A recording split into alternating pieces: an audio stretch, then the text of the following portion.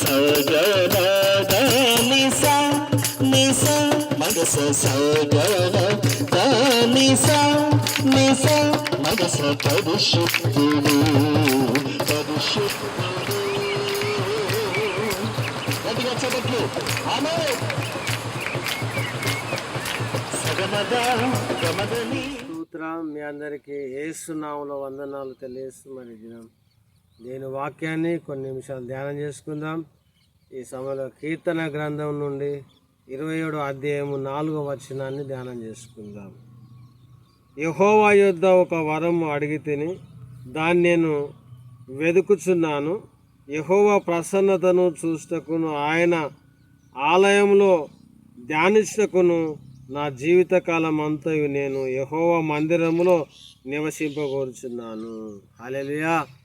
ఇక్కడ దావీదు మహారాజు ఒక శ్రేష్టమైన మాటను ఇస్తూ ఉన్నాడు. ఇక్కడ యెహోవా యొద్ద నేను ఒక వరం అడిగితినట, దేవుని యొక్క వరం అడిగిండట. ఈనాడు చాలా వరాల గురించి చాలామందికి తెలుసు, కానీ ఆ వరాలు కూడా కొత్త నిబంధనలు ఇచ్చింది. ఆత్మ సంబంధమైన వరములను ఆసక్తితో ఆపేక్షించండి. కనుక వరాలు చాలా ఆపేక్ష కలిగి ఉండాలి. కానీ దావీదు అయితే ఇక్కడ వరం అడుగుతాడు. ఒక వరం, ఏం వరం అంటే దేవుని యొక్క ప్రసన్నత, దేవుని యొక్క సన్నిధి నేను చూడాలి. ఇంకేమన్నాడు? ఆయన ప్రసన్నతను చూచుటకు తన ఆలయంలో ధ్యానించుటకును. రెండవదట దేవుని ప్రసన్నత చూడాలి. రెండవది ఆలయంలో దేవుని వాక్యాన్ని ధ్యానించాలన్నట. ఎంత గొప్ప విషయం చూడండి ప్రియమైన సహోదర సహోదరి. మరి మనము కూడా ప్రభువా నీ ప్రసన్నత నాకు కావాలి. మరి గొప్ప దైవజనుడైన బెనిహిన్ గారు ఒక మాట మరి చెప్పి నేను ఆ పుస్తకం చదివిన, దేవుని యొక్క ఆయన ప్రసన్నత లేకుండా ఆయన బయటికి వెళ్ళేవాడు కాదట. అంటే చూడండి, దేవుని యొక్క ప్రసన్నత, దేవుని శక్తిని, దేవుని మహిమను పొందుకున్న తర్వాతనే నేను బయటికి వెళ్తాను. అందుకే ఆయన మీటింగ్లో అనేక వేల వందల మంది స్వస్థత పొందుకుంటారు. కనుక ఇక్కడ దావీదు ఒక మాట ఏమంటాడు? ప్రభు నీ ప్రసన్నత నేను చూడాలి, అటువంటి వరం నాకు కావాలి. రెండవది ఆయన మందిరంలో దేవుని వాక్యము ధ్యానించాలన్నట్టు. ఈనాడు చాలా ధ్యానించలేకపోతాను, దేవుని సన్నిధి మనం ధ్యానించలేకపోతాం. కనుక ఇది నాకు కావాలని అడుగుతాను.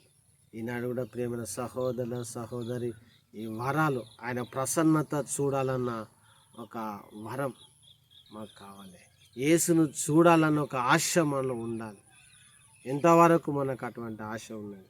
ఎంతవరకు దావీదు వలె ఆయన ప్రసన్నత చూడాలన్న ఆశ మనకున్నది? ఒకసారి పరీక్షించుకుందాం.